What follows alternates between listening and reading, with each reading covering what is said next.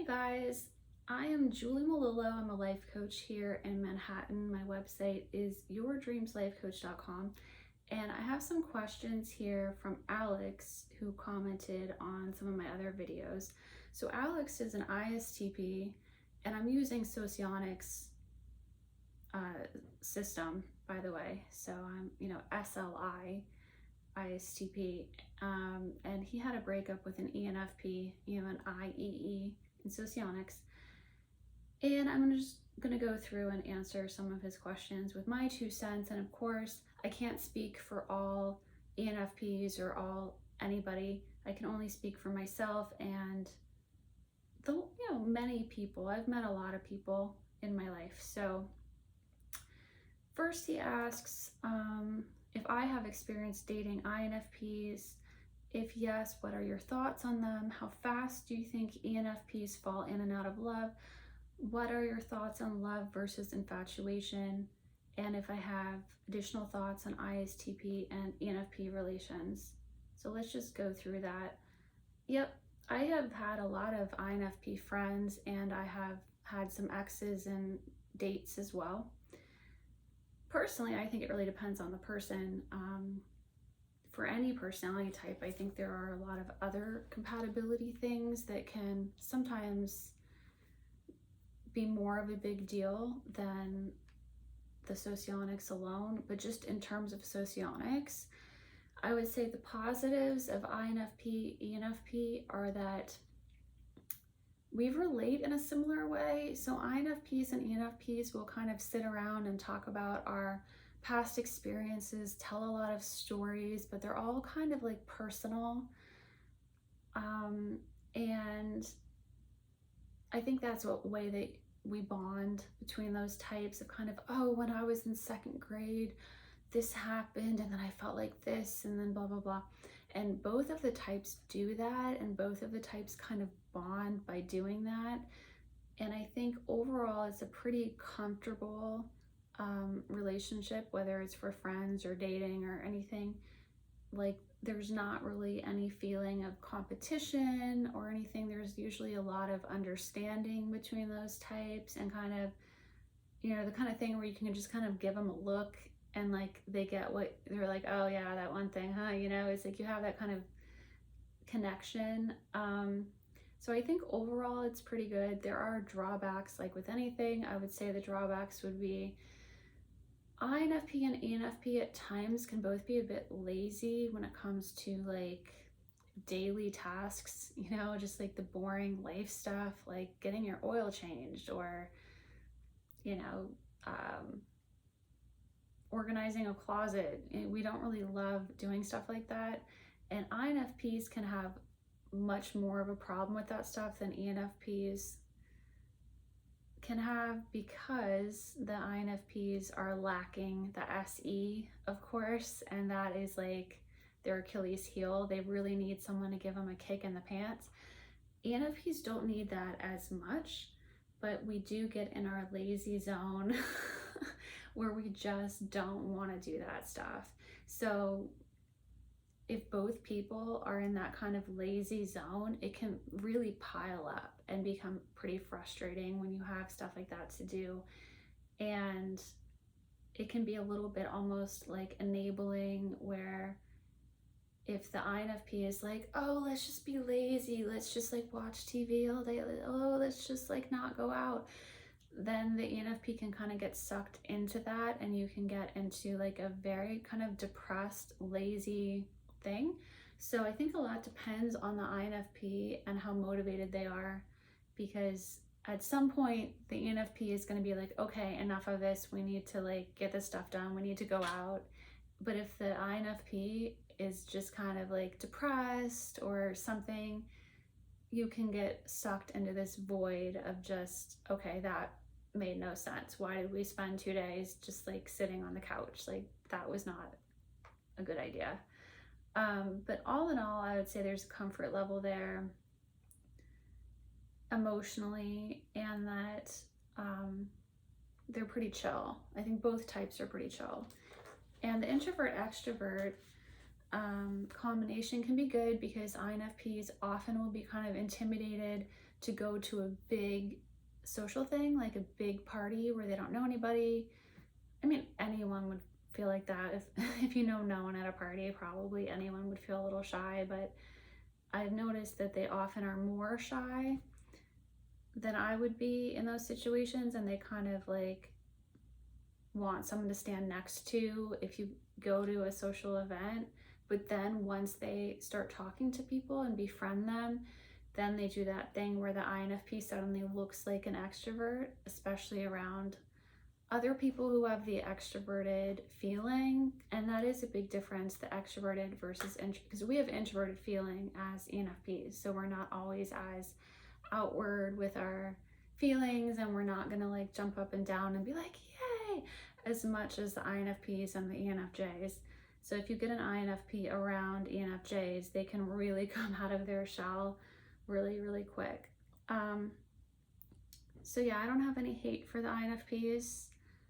And how fast do you think ENFPs fall in and out of love? Okay, in general, everyone's different. We have attachment styles. I have a video on that. That can influence how fast people fall in and out of love, simply because like an avoidant attachment style has a big wall up, it's probably going to be harder for them to fall in love quickly.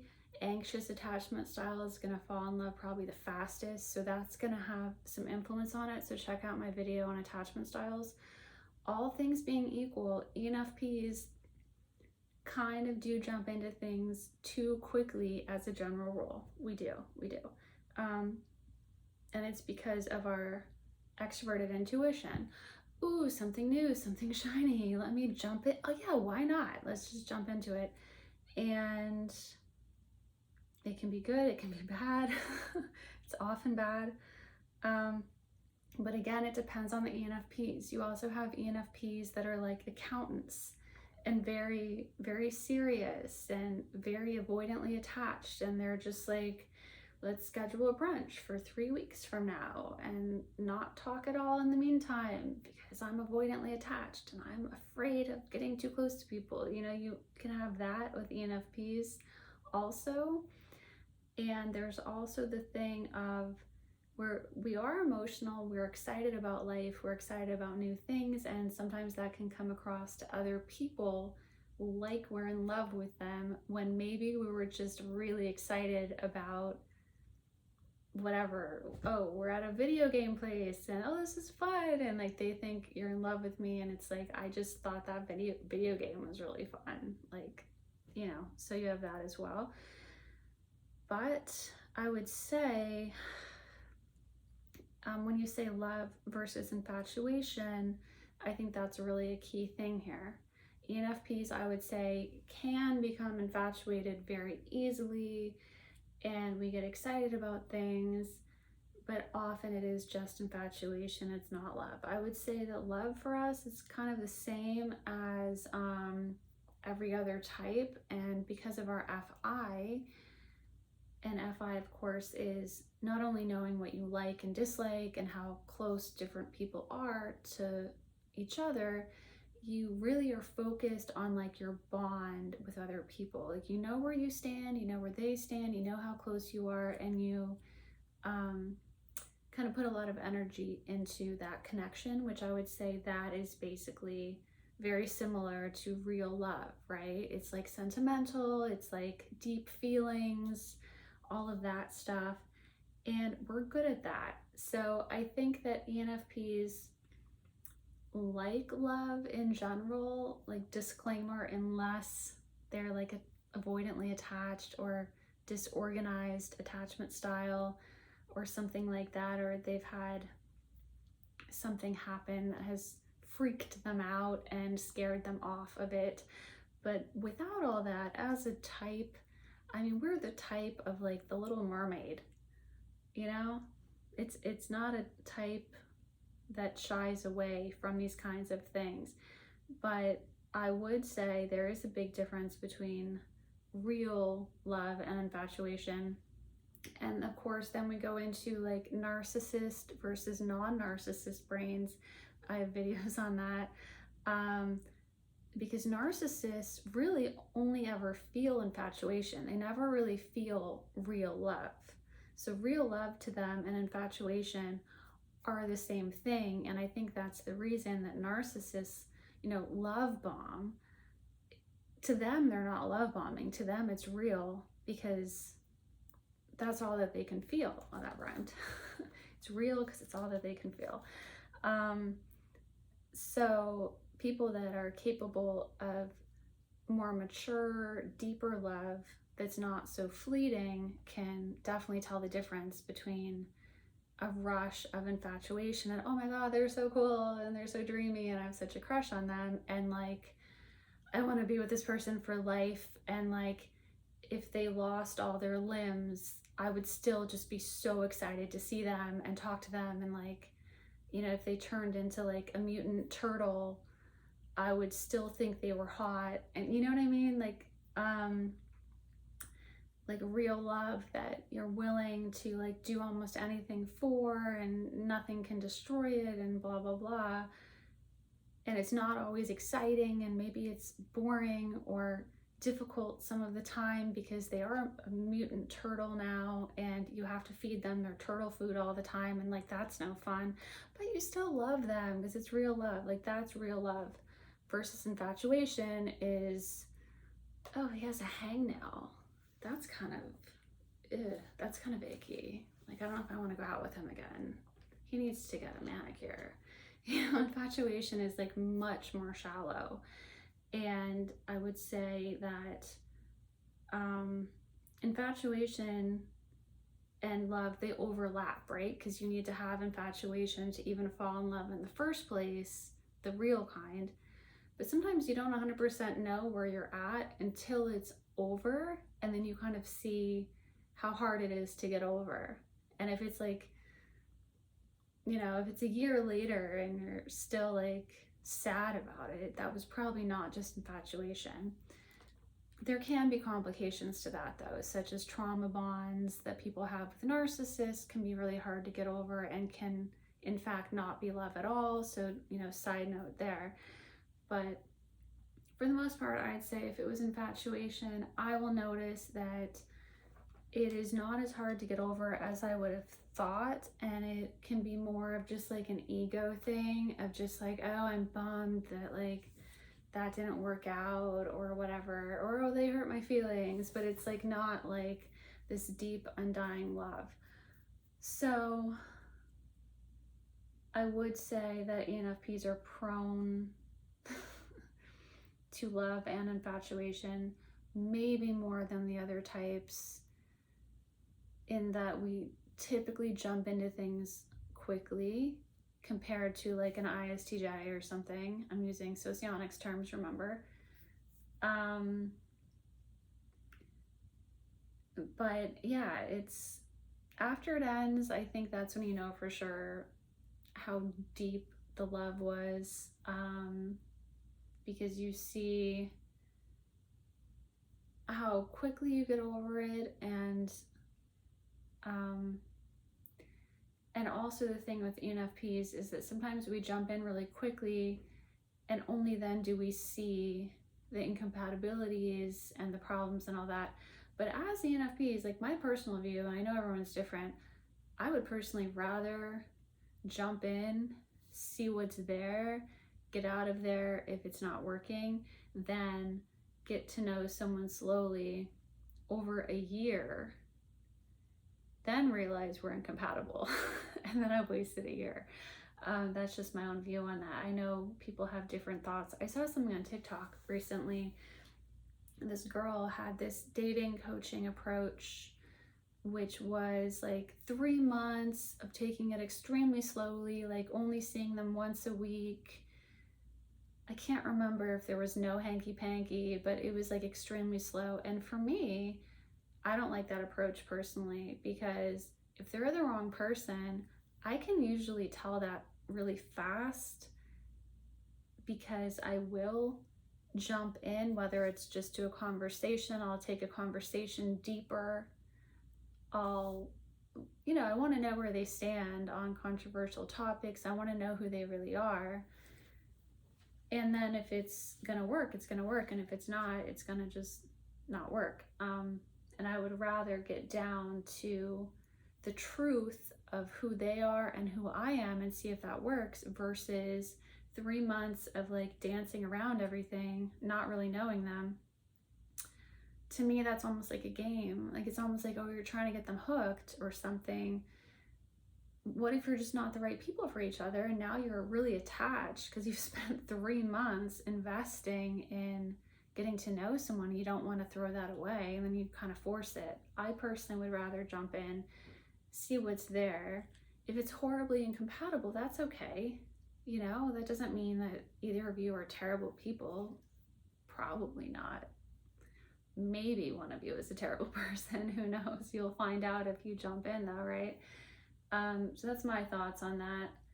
And then Alex also wanted to know about thoughts on ISTP ENFP relations. I mean, you know, it's duality and socionics, so it's gonna be your easiest pairing in terms of conflict, because socionics is all about conflict in the relationships. It doesn't mean that someone's gonna be dreamy and your dream crush and all that, because it depends on who they are as a person. And I think we've all met someone of every type that was just, I don't really like them. You know, they're boring or whatever. So people do differ a lot in terms of who they actually are, in addition to their personality type. But in general, what I've noticed with ISTPs, the chillness, I like it. That's your SI, your introverted sensing. I like it because ENFPs are very scattered. We're very all over the place. We forget that we are slouching. We forget that we didn't drink water for 4 hours, or we didn't eat any food yesterday. You know, we forget these things, and ISTPs are good at very naturally reminding us in a way that doesn't feel like we're being told what to do, because, you know, ENFPs hate being told what to do. But an ISTP might just like get themselves a glass of water and then just be like, oh, here, you want one? You know, and it's like not this big deal of like, what will you have to drink? You know, it's not like this huge thing where we feel pressure. So the SI is good for that. And just pulling us into the present moment is relaxing for ENFPs. And then also the logic is nice because it helps us figure stuff out that we've been thinking about, and it can be good to have another viewpoint on that stuff, right? To kind of go through it in a methodical way, using the extroverted thinking that ISTPs have. And of course, extroverted thinking is the case-by-case logic, right? Versus the systemic logic that ENFPs hate, like tax forms and the way that the post office functions with like a stamp for it. We don't like that. We feel confined by that. But we like the extroverted thinking that can help us figure out a problem, but just that problem. It's not going to figure out our whole lives. So we're going to organize the sock drawer for like the next 6 months, but then if we move, we're probably going to have a completely different way we organize our socks, depending on what kind of drawer maybe we don't have a sock drawer at the next place and we have something else. And we like that flexibility of the logic applying just to the situation at hand, versus like an ISTJ. The reason that it's the worst type for ENFPs in terms of conflict, the ISTJ wants to organize the sock drawer once for life. Like, this will be the only sock drawer organization we will ever do. And it's like, well, that doesn't apply though, because we don't have a sock drawer at this new apartment because it's too small, and everything's in a box, but we still need the sock drawer, you know, and that makes conflict. So it's really about conflict for the intertype compatibility and socionics. In my opinion, that's the most important thing it tells you, because you're going to be having fights with ISTJs a lot about that friggin' sock drawer, that the sock drawer does not apply in this new apartment that we have, even though it perfectly fit the situation 2 houses back, right? And ISTPs are really good at just snapping into what's there and forgetting the rest. And that's very efficient. And ENFPs value efficiency. So that's all good. So that's like the logical stuff. But just in terms of what do ENFPs really like about ISTPs, they're cool. I would say personally, they're really cool. I was watching some ice skaters the other day. This was random. It just came up on my TikTok feed. I don't normally even watch ice skating stuff. And there was some couple, I don't know much about this couple and I've forgotten their names already. I guess I could look it up. But I'm pretty sure this couple was ISTP, ENFP. I'm pretty sure. Let me see if I can find their names. No, I don't know where I would have found that. I'll look for it later. I'll put it in the comments if I find it. I'm pretty sure it was an ENFP ISTP couple, this ice skating couple. It was so cute because like he's like really quiet and really serious and like totally focused on her, which is awesome. Who doesn't like that? And then she's much more like, yay, happy, and like she's kind of quiet. Many ENFPs are kind of quiet. And I mean, I can't confirm their types because I can't remember their names, but I sure got that duality vibe from them. Like he kept kind of pulling her into the present moment. He would like grab her ears and like wiggle her ears or something random like that, which kind of pulls an ENFP back to reality. And he was just very calm and very like SI, like very, very chill and very cool vibe. Whereas she was much more just like, kind of yay and kind of, but still with a quiet vibe to her, which often ENFPs have. So I thought that was a good illustration of that duality pair. And he was just always very focused on physically what was going on. Like if they were sitting down, there was a video where he kind of like picked her up and pulled her over on the couch a little bit. I don't know why. There was probably some reason he did that. And just kind of aware of what's going on. And I think for ENFPs that can be nice because then we can do our ENFP stuff, like thinking of new ideas and thinking about people and all of that without having to be drained by having to like stop and think about the present moment stuff, the logic stuff. So that's all I can think of for now. And I think Alex had some additional questions too. I think I'm going to make a separate video, so I'll make another video for those other questions. But like I said, I'm a life coach in Manhattan and my website is yourdreamslifecoach.com. If you want to read my book about how you can life coach yourself using all of my best tips since 2007. I started coaching in 2005, but I moved to Manhattan with my coaching in 2007. So all my best tips are in there and it's on Kindle Vella, which is on the Amazon website. And you can actually read 3 chapters for free. Just sign in with the same Amazon account that you buy stuff with. And type in the search box either my last name, Malillo, or Attack Your Goals, Not Yourself, or you can just go to the nonfiction section on Kindle Vella and it should be in the top books in the nonfiction section, or you can go to juliemwriter.com and just look for Attack Your Goals, Not Yourself for tips on how to coach yourself towards your big goals without having to pay a coach, because it is very expensive. And that's why normally it's like CEOs, entrepreneurs, people that use coaches, because it's something that not everyone can afford, which is why I'm writing that book so that everyone can coach themselves, even if you can't pay an actual coach. So thanks for watching, everybody, and feel free to comment if you have thoughts on anything I've said in this video. And please like and subscribe. Thanks.